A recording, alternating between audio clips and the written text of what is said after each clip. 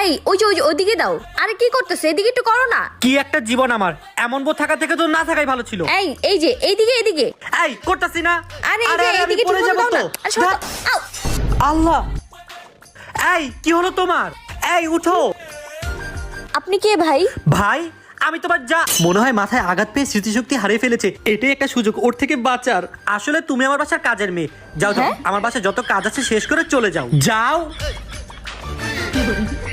এই ভালো মতো কাজ করো। স্যার